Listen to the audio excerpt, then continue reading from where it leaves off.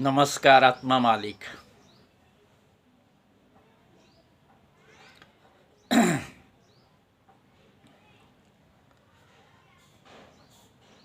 अध्यात्म भाग क्रमांक 29.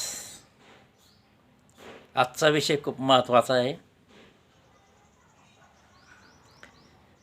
चिंतामुक्त दुःखमुक्त जीवन कसे जगावे. खूप कठीण वाटतं चिंतामुक्त आणि दुःखमुक्त जीवन, परंतु सवय केल्यानंतर सोपं होऊ शकतं. सवय कसली? विचारांची. सर्व खेळ हा मनाचा आहे. मनच हे आपल्याला चिंतेत टाकतं आणि दुःखात टाकत असतं. परिस्थितीनुसार हे सर्व घडत असतं.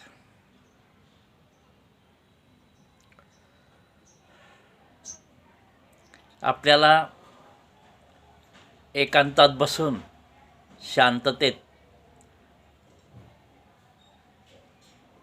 विचार मंथन करून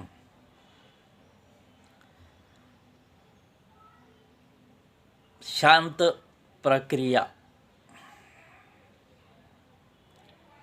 पहिल्यांदा मौन बसावे, एकांत, विचारांची शांत प्रक्रिया सुरू करावी. तर हळूहळू आपल्या लक्षात येतं दुःख आपण विनाकारण करीत असतो.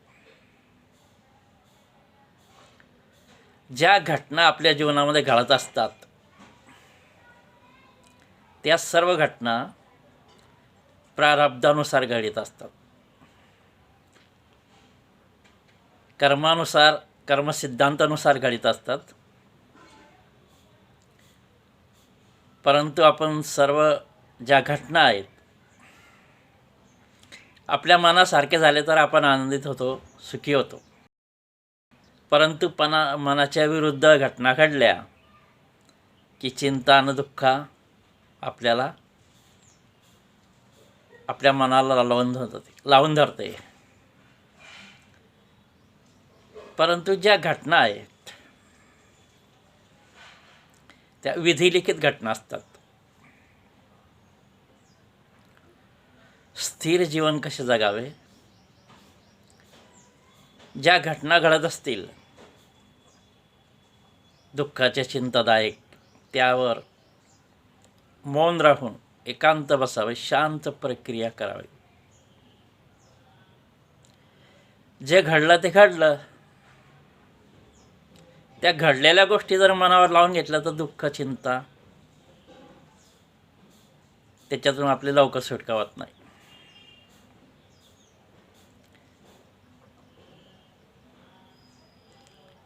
तर शांत हे पहा, जसं टी व्हीवर एक पट्टी चालत असते, जाहिरातची पट्टी चालत असते, त्याप्रमाणे आपल्या डोक्यामध्ये विचारांची एक पट्टी चालत असते. त्या विचारांना आपण पकडलं की चिंता, दुःख निर्माण होतात. सतत विचार आपल्या डोक्यातून वाहत असतात. तर चिंता दुःखाचे विचार सोडून द्यावे. ज्या घटना घडल्या त्याच्यावर चिंता दुःख निर्माण होतात, जास्त मनाला लावून घेऊ नये.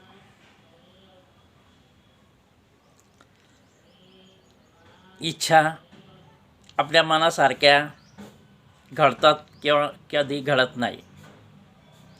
आपण वारंवार आपले काही कार्य करायचे असले, काही काम करायचे असलं तर आपण प्रयत्न करतो, पण होणार किंवा न होणार ह्या गोष्टी विधिलिखित असतात. जे प्रारब्धानुसार घडणार तेच घडणार आहे. म्हणून जास्त मनावर लावून घेऊ नका. जीवन हे एक नाटक आहे. जसं आपण एक 3 तासाचं पिक्चर पाहतो आणि त्या पिक्चर पाहताना आपण त्यावेळेस आपलं मन त्याच्यात असतं, ते आपल्याला खऱ्या गोष्टी वाटू लागतात पिक्चर पाहत असताना. पण बाहेर आल्यानंतर 3 तासानंतर आपण विसरून जातो. तसं हे संपूर्ण जीवन हे पिक्चर एक नाटक आहे. पण थोड्या दिवसाकरता इथं आलेला आहोत, म्हणून कुठल्याही गोष्टी चिंता दुःख लावून घेऊ नका. दुसरी गोष्ट, समाधानी जीवन जगावे. आपल्या तुम्हाला जे मिळालेलं आहे त्यात समाधानी जीवन जगावे. असंच झालं पाहिजे, तसंच झालं पाहिजे, हेच मिळालं पाहिजे, तेच मिळालं पाहिजे, त्याच्यानं दुःख येतं, चिंता येतात. जे तुमच्याकडे आहे त्यामध्ये समाधानी राहा आणि कष्ट करीत आपले पोटापाण्याचे जे प्रश्न आहे ते कष्ट करीत चालत राहावे. संसार करावा आनंदाने. करताय ना तुम्ही कष्ट, मग जेवढं तुमच्या नशिबात असेल, तुमच्या प्रारब्धात असेल, तेवढं तुम्हाला मिळणारच आहे. कधी नफा नुकसान होत असते, त्यात पण चिंता दुःख करू नका. जे घडणार आहे ते घडणार आहे, जे होणार होतं ते होणारच आहे.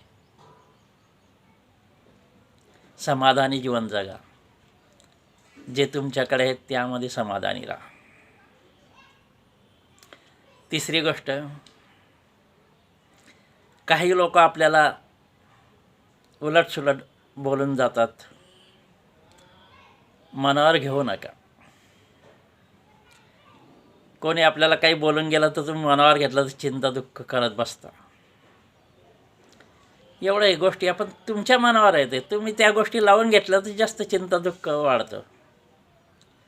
एवढं चिंता दुःख लावून घेण्याचं नाही. समोरचा तुम्हाला काही बोलून गेला, काही घडलं, काही बोलून टोचून बोलून गेला, तुम्ही मनावरच घेता. अरे तो बोलून गेला तर तुम्ही मनावर घेऊ नका, सतत आनंदी राहा. फेल करा त्याला, तुमच्यावर असर नको पडायला पाहिजे. याला म्हणतो विवेकबुद्धी. नकारात्मक विचार बिलकुल करायचे नाही, सकारात्मक विचार करायचे. आनंदी जीवन जगावं. शांतता. कुठल्याही गोष्टी घडो, मौन व्हावे. शांत प्रक्रिया, एकांतात बसून शांत प्रक्रिया खूप महत्त्वाचा भाग आहे. आता आम्ही ध्यान तपश्चर्या केलेली असल्यामुळे, सद्गुरू केलेले असल्यामुळे आम्ही हे ती विचारांची लेवल साधलेली आहे. विचार कमी केलेले आहे, योग्य तेच विचार आम्ही घेत असतो. परंतु निर्णय तर आपण घेऊ शकता की नाही, विवेक करू शकता की नाही आपण कुठल्याही गोष्टीवर. बुद्धी आहे का नाही तुमच्याकडे? आहे. तर तुमचं मन जे असतं, आपलं मन जे असतं ते सर्व घोळ करतं. म्हणजे मनामुळे आपण दुःखी होतो, मनामुळे आपण चिंतित होतो. म्हणजे आपण काय झाले, मनाचे गुलाम झाले. आणि वास्तविक पाहिलं तर आपण मनाच्याही पलीकडे जो आत्मा आहे त्याच्यातून आपल्या आनंद वाहत असतो. आपण स्थिर असतो, आनंदित असतो. आत्मा स्थिर आहे, आनंदित आहे, शक्तिशाली आहे, सहनशील आहे. परंतु मनचे गुलाम झाले आपण. कशामुळे गुलाम झाले? मन जसं आपल्याला विचार करायला आवडतं तसं चिंता दुःख येतं. मग आपण गुलाम नाही का? त्या गुलामीतून सुटका करण्यासाठी मनाच्या खेळाला आपण हरवलं पाहिजे. तुम्ही जिंकले पाहिजे, आत्मा जिंकला पाहिजे, आत्मा जिंकला पाहिजे.